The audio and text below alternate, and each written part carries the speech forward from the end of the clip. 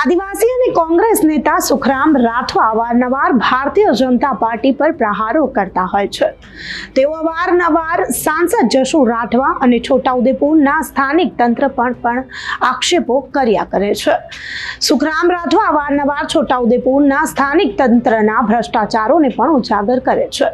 જો આદિવાસી સમાજની કોઈ પણ સમસ્યા હોય ત્યારે પણ તેઓ પોતાની પ્રતિક્રિયા અચૂક આપે છે। ફરી એકવાર સુખરામ રાઠવાએ ભારતીય જનતા પાર્ટી પર પ્રહારો કર્યા છે અને તેઓ રોષે ભરાયા છે।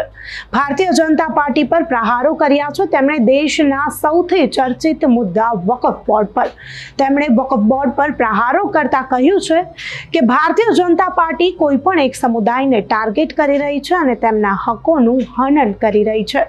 સાંભળીએ સુખરામ રાઠવાને કે તેમણે ભારતીય જનતા પાર્ટી પર પ્રહારો કરતા વધુમાં શું કહ્યું। આપ સૌને એટલા માટે યાદ કર્યા છે કે આજે ભગવાન રામચંદ્રજીની રામનવમી છે, જન્મ જયંતિ છે। આ છોટાઉદેપુર જિલ્લાના તમામ વસવાટ કરતા નાગરિકોને રામનવમીની શુભકામનાઓ પાઠવું છું ને સાથે સાથે તારીખ 8 અને 9 બે દિવસ માટે ભારતીય રાષ્ટ્રીય કોંગ્રેસ સમિતિની CWCની મીટિંગ અમદાવાદ ખાતે મળવા જઈ રહી છે। ગુજરાત માટે, ગુજરાત કોંગ્રેસ માટે આ અગત્યનો દિવસ છે એટલા માટે કે પૂજ્ય મહાત્મા ગાંધી જેને માર્ગદર્શન આપ્યું હતું, સરદાર વલ્લભભાઈ પટેલે જેને સુકાન સંભાળ્યું હતું, એવી કોંગ્રેસ પાર્ટીની આ એક અગત્યની મીટિંગ આખા દેશના અલગ અલગ રાજ્યના વડવાઓ ભેગા થવાના, કાર્યકારિણી ભેગી થવાની અને એમાં મહામંથન થવાનું। દેશી ભાષામાં વાત કરું તો રાજકોટ, અમદાવાદ, વડોદરાવાળા કંઈક કહે, પણ હું પોતે સમજું છું ત્યાં સુધી આ મહામંથનની શિબિરમાંથી સારો નિચોડ વરાવશે। લાંબા સમયથી ગુજરાતમાં પણ કોંગ્રેસ વખતો વખત હારતી રહી છે, એના કારણો પણ અમારા નેતા રાહુલજી સાંભળ્યા છે અને આ મીટિંગમાં અમારા રાષ્ટ્રીય અધ્યક્ષ ખડગે સાહેબ, લોકસભા વિરોધ પક્ષના નેતા રાહુલજી, અમારા વરિષ્ઠ નેતા કહીએ અમારા આદિવાસી એવું કે ઇન્દિરાજીને કે અમારી માતા હતા, એમના દીકરાની વહુ સોનિયાજી પણ પધારવાના, ત્યારે એને મળવાનો, દેખવાનો લાવો આખા ગુજરાતના કાર્યક્રમોમાં હોંશે હોંશે હોંસલો ભરાયેલો છે। કેટલા માણસોને ત્યાં જવા દે છે એ ગૌણ છે, પણ અત્યારે ગુજરાતમાં એક માહોલ તૈયાર થઈ રહ્યો છે કે ગુજરાતમાં અખિલ ભારતીય રાષ્ટ્રીય કોંગ્રેસ પક્ષની કાર્યકારિણી મળી રહી છે અને એને કારણે કાર્યક્રમમાં ઉત્સાહ વધી રહ્યો છે। સેશન 2 દિવસ ચાલશે। સૌથી પહેલા સવારે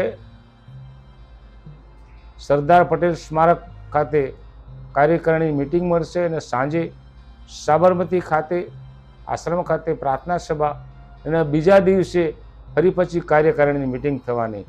અને હું પહેલે જ તમે અંદાજ આપ્યો તેમ ગુજરાતમાં ઘણું બધું નવા જૂની થવા જઈ રહ્યું છે। એનો પાયો ગુજરાતમાંથી જ નખાવાનો છે। હું પોતે સમજું છું, અમારા નેતાઓ પણ કહે છે તેમ બ્રિટિશરોને હાંકી કાઢવા માટે ગુજરાત પહેલ કરી હતી, એમ કહું તો ખોટું નહીં। મહાત્મા ગાંધીના નેતૃત્વ હેઠળ અંગ્રેજોને બહાર કાઢી મૂકવા માટે જે ચળવળ શરૂ થઈ અને અંગ્રેજોને બહાર કાઢી મૂક્યા, આજે એ વાતને 100 વર્ષ 75 વર્ષ થયા આઝાદીના, એ જેની જે સ્થાપના થઈ હતી એના 100 વર્ષ થાય છે 8મી ને 9મીએ। ત્યારે આ દેશમાં કુશાસન ચાલી રહ્યું છે, કુશાસનને કાઢી મૂકવા માટે ચોક્કસ મહામંથન થશે। પ્રજાને સારો વહીવટ કેમ મળે, પ્રજાના કાર્યો કેમ થાય, અને પક્ષને મજબૂત કરવા માટે અમે લડીએ છીએ. સત્તા માટે નથી લડતા, અમે લડીએ છીએ જનતાની આવાજ માટે લડીએ છીએ, પ્રજાના રક્ષણ માટે લડીએ છીએ, બાબા સાહેબના બંધારણને રક્ષણ માટે લડીએ છીએ. અને આ ઘણી બધી ચર્ચાઓ થવાની આપણે ઈચ્છીએ કે દેશમાં હાલમાં જ 2 દિવસ પહેલા લોકસભામાં વકફ બોર્ડ અંગેનો નિર્ણય લેવાયો, બિલ પાસ કર્યું, લોકસભામાં ચર્ચાઓ થઈ, આપણે ચર્ચા સાંભળતા હતા, ટીવી મીડિયામાં પણ આપણે દેખતા હતા.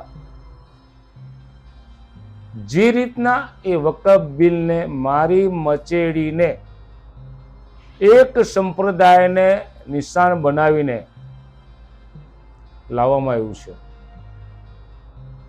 દેશમાં ઘણા બધા સંપ્રદાયો છે.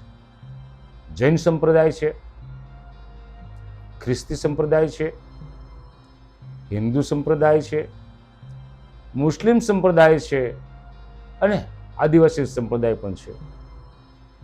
આ બિલમાં એની સરકારની જે દ્રષ્ટિ છે, એની નીતિ છે, એની દાનત છે, એ હાથીના દાંત ચાવવાના જુદા અને ખાવાના જુદા એના જેવી દેખાઈ રહી છે.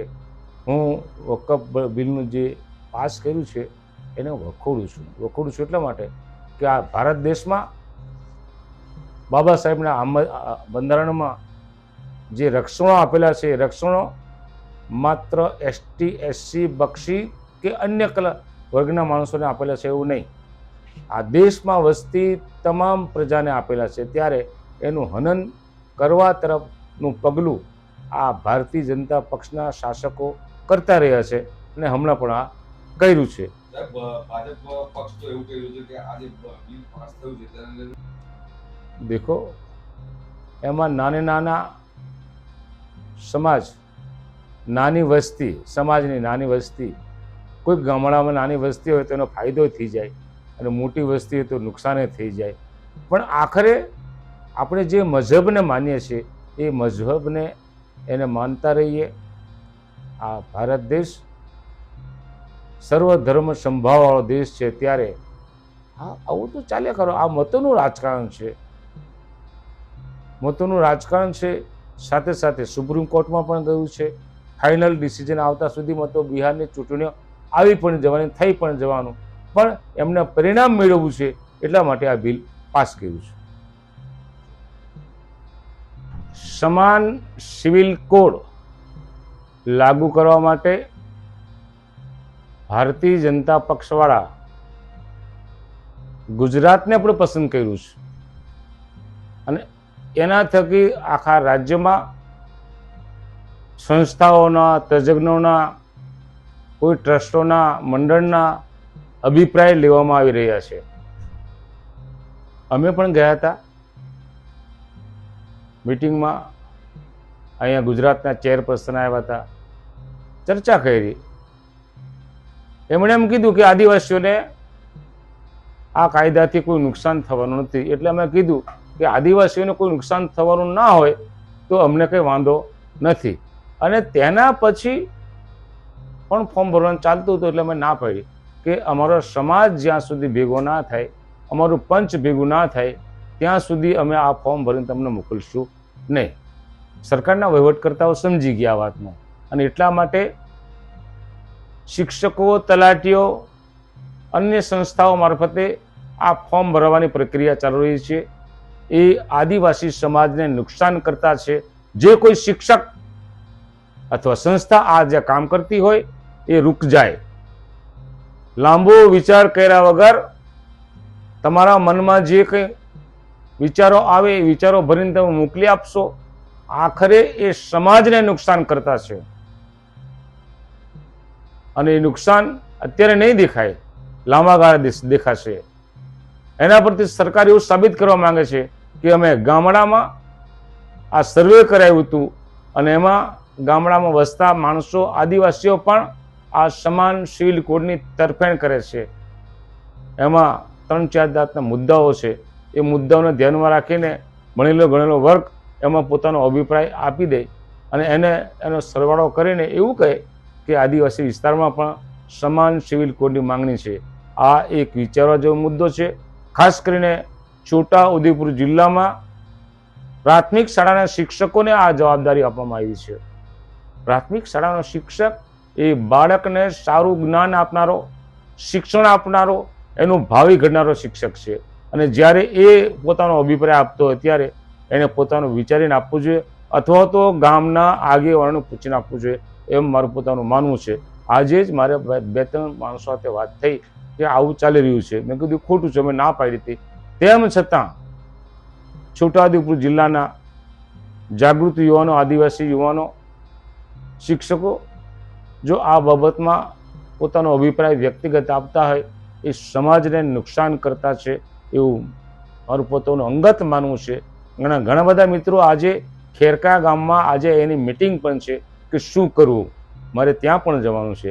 એટલા માટે તમારા માધ્યમથી, પ્રેસ મીડિયાના માધ્યમથી છોટા ઉદેપુરના અને લાગે વળગે ત્યાં સુધી ગુજરાતમાં વસતા આદિવાસીઓના જૂથને, સમૂહને, આદિવાસીઓને વિનંતી કરું છું, પ્રાર્થના કરું છું કે આ સમાન સિવિલ કોડના જે ફોર્મ ભરાવાના કામગીરી થઈ રહી છે, મહેરબાની કરીને, સહયોગ કરીને હાથના કાંડા કાપી આપતા નહીં. આમાં આખરે તો આપણને નુકસાન કરતા છે, એ ચેતવાની જરૂર છે. એમાં આદિવાસી સમાજને 101% નુકસાન થવાનું છે. સરકાર આ કામગીરી અધિકારી મારફતે જે કરાઈ રહી છે એ સદંતર ખોટું છે, એને અટકાવવું જોઈએ.